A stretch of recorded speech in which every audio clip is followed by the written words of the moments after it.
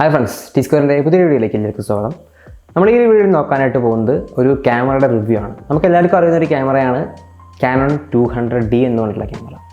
So ആ ഒരു ക്യാമറയുടെ സക്സസർ ആയിട്ടുള്ള ക്യാമറയാണ് CANON 200D Mark II എന്ന് പറഞ്ഞിട്ടുള്ള camera. So CANON 200D Mark II എന്ന് പറഞ്ഞ ക്യാമറയെ കുറിച്ചാണ്, ആ ഒരു ക്യാമറയുടെ കാര്യങ്ങളൊക്കെയാണ് നമ്മൾ ഈ ഒരു വീഡിയോയിൽ ഡിസ്കസ് ചെയ്യാനായിട്ട് പോകുന്നത്. അപ്പോൾ അധികം നീർപ്പിക്കുന്നില്ല, നേരെ വീഡിയോയിലേക്ക് പോകും.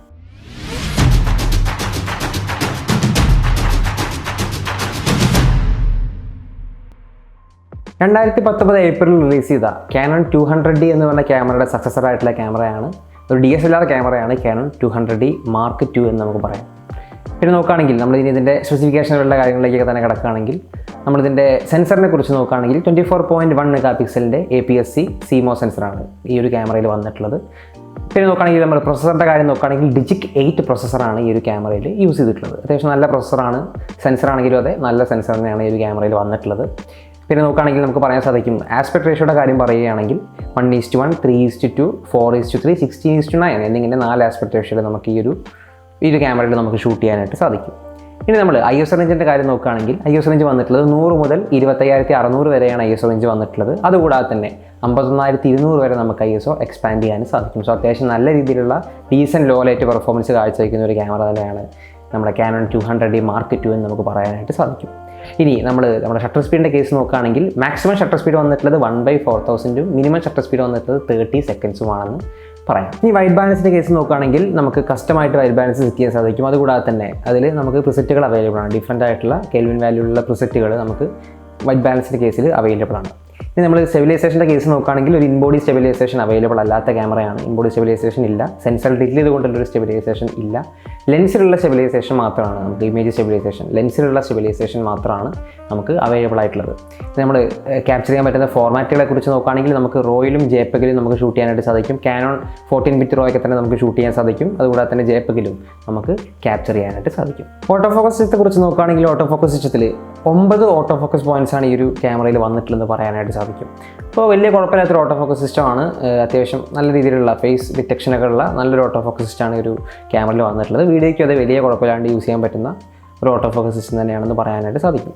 പിന്നെ നോക്കുകയാണെങ്കിൽ മാനുവൽ ഫോക്കസ് നമുക്ക് ചെയ്യാനായിട്ട് സാധിക്കും. പിന്നെ ലെൻസിൻ്റെ മൗണ്ടിനെ കുറിച്ച് നോക്കുകയാണെങ്കിൽ EF മൗണ്ട് ലെൻസുകൾ അല്ലെങ്കിൽ EFS മൗണ്ട് ലെൻസുകളാണ് ഈ ഒരു ക്യാമറയിൽ യൂസ് ചെയ്തിട്ടുള്ളത്. സോ EFS ലെൻസുകൾ, EFS മൗണ്ടാണ്.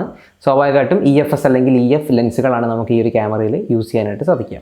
ഇനി ഫോക്കൽ ലെങ്ത് മൾട്ടിപ്ലയറിനെ കുറിച്ച് നോക്കുകയാണെങ്കിൽ 1.6, നമ്മൾ എല്ലാ വീഡിയോയിലും പറയുന്നത് തന്നെയാണ് ഫോക്കൽ ലെങ്ത് മൾട്ടിപ്ലയറിൻ്റെ കാര്യം.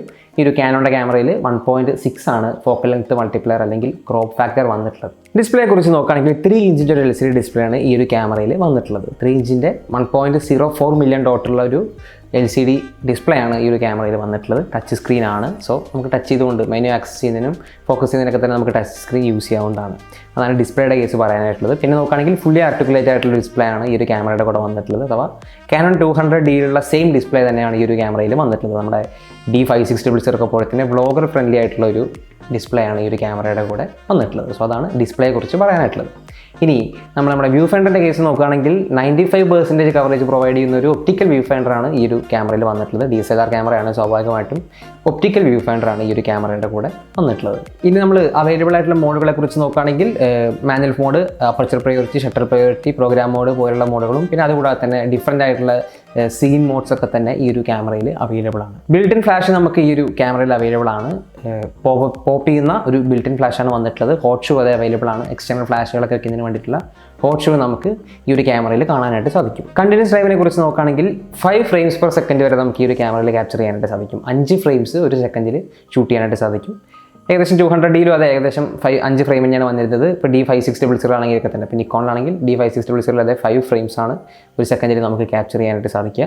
ഇനി നമ്മൾ എക്സ്പോഷർ കോമ്പൻസേഷനെ കുറിച്ച് നോക്കുകയാണെങ്കിൽ ±5 ആണ് ഈ ഒരു ക്യാമറയിൽ വന്നിട്ടുള്ളത്. ഇനി വീഡിയോ കേപ്പബിലിറ്റിയെ കുറിച്ച് നോക്കുകയാണെങ്കിൽ 4K ക്യാപ്ചർ ചെയ്യാൻ പറ്റുന്ന ഒരു ക്യാമറയാണ് 200D Mark II എന്ന് പറയുന്നത്. 4K 25 ഫ്രെയിംസ് പെർ സെക്കൻഡിൽ ഷൂട്ട് ചെയ്യാനായിട്ട് സാധിക്കും. HDയുടെ കേസ് നോക്കുകയാണെങ്കിൽ ഫുൾ HD നോക്കുകയാണെങ്കിൽ 60 ഫ്രെയിംസ് പെർ സെക്കൻഡിൽ നമുക്ക് ഷൂട്ട് ചെയ്യാനായിട്ട് സാധിക്കും. സോ അത്യാവശ്യം നല്ല രീതിയിലുള്ള വീഡിയോഗ്രാഫി ഫീച്ചേഴ്സ് അല്ലെങ്കിൽ വീഡിയോ കേപ്പബിലിറ്റി ഉള്ള ഒരു ക്യാമറയാണ് 200D Mark II എന്ന് പറയുന്നത്. ഇനി നമ്മൾ സ്പീക്കറിൻ്റെ കേസ് നോക്കുകയാണെങ്കിൽ ഒരു മോണോ സ്പീക്കറാണ് ഈ ഒരു ക്യാമറയിൽ വന്നിട്ടുള്ളത്. മൈക്രോഫോണിൻ്റെ കേസ് നോക്കുകയാണെങ്കിൽ സ്റ്റീരിയോ മൈക്രോഫോണാണ് ഈ ഒരു ക്യാമറയിൽ വന്നിട്ടുള്ളത്. ഒരു സിംഗിൾ കാർഡ് ഷോട്ടാണ് നമുക്ക് ഈ ഒരു ക്യാമറയിൽ അവൈലബിൾ ആയിട്ടുള്ളത്. മൾട്ടി കാർഡ് ഷോട്ടൊന്നും അവൈലബിൾ അല്ല, സിംഗിൾ കാർഡ് ഷോട്ടാണ് വന്നിട്ടുള്ളത്. പിന്നെ നോക്കുകയാണെങ്കിൽ HDMI പോർട്ട് മൈക്രോഫോൺ പോർട്ടൊക്കെ തന്നെ അവൈലബിൾ ആണ്. ഹെഡ്ഫോൺ പോർട്ട് നമുക്ക് അവൈലബിൾ അല്ല. മൈക്രോഫോൺ പോർട്ടിൻ്റെ കേസ് നോക്കുകയാണെങ്കിൽ 3.5mm ജാക്കാണ് വന്നിട്ടുള്ളത്. അതാണ് പറയാനായിട്ടുള്ളത്, പോർട്ടിൻ്റെ കാര്യങ്ങൾ പറയാനായിട്ടുള്ളത്. ഇനി നമ്മൾ കണക്ടിവിറ്റിയെ കുറിച്ച് നോക്കുകയാണെങ്കിൽ നമുക്ക് വയർലെസ് കണക്ടിവിറ്റി നോക്കുകയാണെങ്കിൽ വൈഫൈയും ബ്ലൂടൂത്തും അവൈലബിൾ ആണ്. NFC അവൈലബിൾ അല്ല. നമ്മൾ USB കണക്ടിവിറ്റിയെ കുറിച്ച് നോക്കുകയാണെങ്കിൽ USB 2.0 ആണ് ഈ ഒരു ക്യാമറയിൽ വന്നിട്ടുള്ളത്. ഏകദേശം 480 Mbps വരെയാണ് അതിൻ്റെ ഒരു ട്രാൻസ്മിഷൻ സ്പീഡായിട്ട് നമുക്ക് പറയാനായിട്ട് സാധിക്കും. ഡാറ്റ ട്രാൻസ്ഫറിന് റിമോട്ട് കൺട്രോളിനൊക്കെ തന്നെ വേണ്ടി നമുക്ക് കാനോണിൻ്റെ ഒരു ആപ്ലിക്കേഷൻ അവൈലബിൾ ആണ്. കാനോൺ ക്യാമറ കണക്ട് എന്ന് പറഞ്ഞ ആപ്ലിക്കേഷൻ യൂസ് ചെയ്തുകൊണ്ട് ഈ ഒരു ക്യാമറയിലേക്ക് കണക്ട് ചെയ്ത് തന്നെ നമുക്ക് ചെയ്യാം. ഡാറ്റ ട്രാൻസ്ഫർ ചെയ്യുന്നതിനും റിമോട്ട് കൺട്രോളൊക്കെ തന്നെ നമുക്ക് ആക്സസിബിൾ ആണ്, നമുക്ക് ചെയ്യാനായിട്ട് സാധിക്കും. പിന്നെ നോക്കുകയാണെങ്കിൽ നമ്മൾ പറയേണ്ട ഒരു കാര്യം എന്ന് പറയുന്നത് ഒരു എൻവയോൺമെൻറ്റലി സീൽഡ് അല്ലാത്തൊരു ബോഡിയാണ് കാനോൺ 200D Mark II വന്നിട്ടുള്ളത്. കാനോൺ 200Dയും സെയിം തന്നെയാണ്, എൻവയോൺമെൻറ്റലി സീൽഡ് അല്ല. അഥവാ വെതർ സീൽഡ് ആണെന്ന് നമുക്ക് പറയാനായിട്ട് സാധിക്കില്ല. സോ അതും ഈ ഒരു ക്യാമറയും വെതർ സീൽഡ് അല്ല. ഇനി ബാറ്ററി ലൈഫിനെ കുറിച്ച് നോക്കുകയാണെങ്കിൽ 1070 ഷോട്ട്സ് പെർ ചാർജാണ് ഈ ഒരു ക്യാമറയുടെ ബാറ്ററി ലൈഫ് വന്നിട്ടുള്ളത്. നമ്മുടെ കാനോൺ 200D എന്ന് പറഞ്ഞ ക്യാമറയുടെ ബാറ്ററി ലൈഫ് നോക്കുകയാണെങ്കിൽ ഏകദേശം 650 ഷോട്ട്സൊക്കെയാണ് നമുക്ക് ബാറ്ററി ലൈഫായിട്ട് കിട്ടിയിരുന്നത്. എന്നാൽ ഈ ഒരു ക്യാമറയിൽ അതിൻ്റെ ഇരട്ടി ബാറ്ററി ലൈഫാണ് കിട്ടിയിട്ടുള്ളത്. ഏകദേശം ഒരു ഇരട്ടി എന്നൊക്കെ പറയാൻ സാധിക്കും. ഇരട്ടി അത്ര അല്ലെങ്കിലും വളരെ കൂടിയൊരു ബാറ്ററി ലൈഫ് തരുന്ന ഒരു ക്യാമറ തന്നെയാണ് കാനോൺ 200D Mark II എന്ന് നമുക്ക് നിസ്സംശയം പറയാനായിട്ട് സാധിക്കും.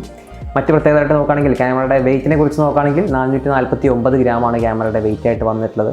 അതുകൂടാതെ നോക്കുകയാണെങ്കിൽ നമുക്ക് ടൈം ലാപ്സ് ഷൂട്ട് ചെയ്യാൻ ഈ ഒരു ക്യാമറയിൽ ഇൻബിൽഡ് ആയിട്ട് ഓപ്ഷൻ ഉണ്ട്. നമുക്ക് ക്യാമറയിൽ ടൈം ലാപ്സ് ഷൂട്ട് ചെയ്യാനായിട്ട് സാധിക്കും. സോ അത്രയാണ് ഈ ഒരു ക്യാമറയുടെ സ്പെസിഫിക്കേഷൻ ലെവലുള്ള കാര്യങ്ങളൊക്കെ തന്നെ പറയാനായിട്ടുള്ളത്. അപ്പോൾ നമ്മൾ ഈ ഒരു വീഡിയോയിൽ ഡിസ്കസ് ചെയ്തത് കാനോൺ 200D Mark II എന്ന് പറഞ്ഞ ക്യാമറയെക്കുറിച്ചാണ്. ചെറിയൊരു വീഡിയോ ആണ്. അതിൻ്റെ സ്പെസിഫിക്കേഷൻ ലെവലുള്ള കാര്യങ്ങളൊക്കെയാണ് നമ്മൾ ഈ ഒരു വീഡിയോയിൽ പറഞ്ഞത്. അപ്പോൾ അത്യാവശ്യം നല്ലൊരു ക്യാമറയാണ്. നമുക്ക് അത്യാവശ്യം നല്ലതാണ്. പ്രത്യേകിച്ച് ലിമിറ്റേഷൻസ് ആയിട്ട് ഇപ്പോൾ ഒരു ഓട്ടോ ഫോക്കസ് പോയിൻറ്റ്സ് 9 തന്നെ എന്നുള്ളത് മാത്രമാണ് എനിക്കൊരു പോരായ്മയായിട്ട് തോന്നിയുള്ളൂ. ബാക്കിയുള്ള ഏരിയയിലൊക്കെ തന്നെ മികച്ച് നിൽക്കുന്നതാണ്. വീഡിയോ ആണെങ്കിൽ 4K നമുക്ക് ഷൂട്ട് ചെയ്യാനായിട്ട് സാധിക്കും. മൊത്തത്തിൽ നല്ല കേപ്പബിലിറ്റീസ് ഉള്ളൊരു ക്യാമറ തന്നെയാണ് 200D Mark II എന്ന് നമുക്ക് പറയാനായിട്ട് സാധിക്കും. ഈ ഒരു ക്യാമറയുടെ വിലയെക്കുറിച്ച് നോക്കുകയാണെങ്കിൽ 8x55mm കിറ്റ് ലെൻസും ബോഡിയും കൂടിയുള്ള ഒരു വില വന്നിട്ടുള്ളത് ഏകദേശം 51,500 രൂപയുടെ അടുത്താണ്. ഇപ്പം ഇന്ന് നോക്കിയപ്പോൾ കണ്ടത് ആ വിലയാണ്. അപ്പോൾ അതിൻ്റെ ലിങ്ക് ഡിസ്ക്രിപ്ഷൻ ബോക്സിൽ കൊടുക്കാം, വേണമെങ്കിൽ ചെക്ക് ചെയ്യാവുന്നതാണ്. അതുകൂടാതെ തന്നെ 50mm prime, 55 to 250mm telephoto ലെൻസും കൂടിയുള്ള കോംബോ, അത്തരത്തിലുള്ള കോംബോ പാക്കുകളും അവൈലബിൾ ആണ്. സോ അതൊക്കെ തന്നെ നോക്കുക. അത്രയാണ് ഇതിൻ്റെ പ്രൈസിനെ കുറിച്ച് പറയാനായിട്ടുള്ളത്. ഇനി നോക്കുകയാണെങ്കിൽ ഈ ഒരു കാനോണിൽ നോക്കുകയാണെങ്കിൽ കാനോൺ 200D Mark II ആണ്. നിക്കോണിൽ ഇപ്പോൾ നിൽക്കുന്നത് D5600 തന്നെയാണ്. 200D ആയിരുന്ന സീസണിലും നിക്കോണിൻ്റെ D5600 ആണ്. ഇപ്പോഴത് D5600 ആണ്. സോ ആ ഒരു ക്യാമറയായിട്ടുള്ള കമ്പാരിസണും വൈകാതെ തന്നെ നമ്മുടെ ചാനലിൽ അപ്ലോഡ് ചെയ്യുന്നതാണ്. സോ അത്രയാണ് പറയാനായിട്ടുള്ളത്. വീഡിയോ ഇഷ്ടമായി ലൈക്ക് ചെയ്യുക, ഷെയർ ചെയ്യുക, ചാനൽ സബ്സ്ക്രൈബ് ചെയ്യുക. മറ്റൊരു വിഷയമായിട്ട് വീണ്ടും കാണാം. അതുവരേക്കും